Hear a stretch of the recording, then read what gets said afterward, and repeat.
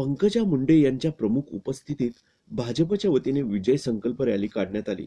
सुमारे 10,000 मोटरसायकलसह भाजपचे पदाधिकारी व कार्यकर्ते या रॅलीत सहभागी झाले। केंद्र व राज्य सरकारने जनहितासाठी केलेल्या कामाची माहिती जनतेपर्यंत पोहोचवावी या उद्देशाने भाजपच्या कार्यकर्त्यांना प्रदेश पातळीवरून विविध कार्यक्रम राबविण्याचे सूचित करण्यात आले। त्याचाच एक भाग म्हणून आज परळी विधानसभा मतदारसंघात ही विजयी संकल्प रॅली भाजपच्या वतीने काढण्यात आली। परळी शहरात पालकमंत्री नामदार पंकजाताई मुंडे यांच्या उपस्थितीत या रॅलीचे आयोजन करण्यात आले। गोपीनाथ गडावरील लोकनेते गोपीनाथ मुंडे यांच्या समाधीचे दर्शन घेऊन ही रॅली निघाली। यात मतदारसंघातील 10,000 मोटरसायकलसह भाजपचे पदाधिकारी व कार्यकर्ते उत्स्फूर्तपणे सहभागी झाले।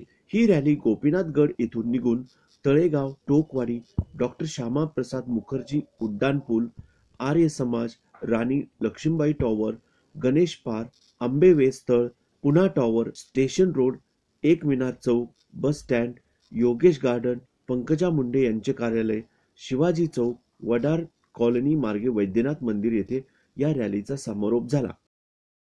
विजयाचाच संकल्प आहे, विजय संकल्प रॅली आहे आणि हा तडीस जाण्याविषयी आमच्या मनात तर शंका नाही आहे। आम्ही पूर्णपणे 100% भारतीय जनता पार्टीचा हा जिल्हा आणि राज्य आम्ही आमच्या जेवढ्या जागा उभ्या राहतील त्या पूर्णपणे निवडून आणण्यासाठी हा विजयाचा संकल्प आहे। पण काय वातावरण बघतो आपण की एकूण वातावरण तर तुम्हीच बघताय।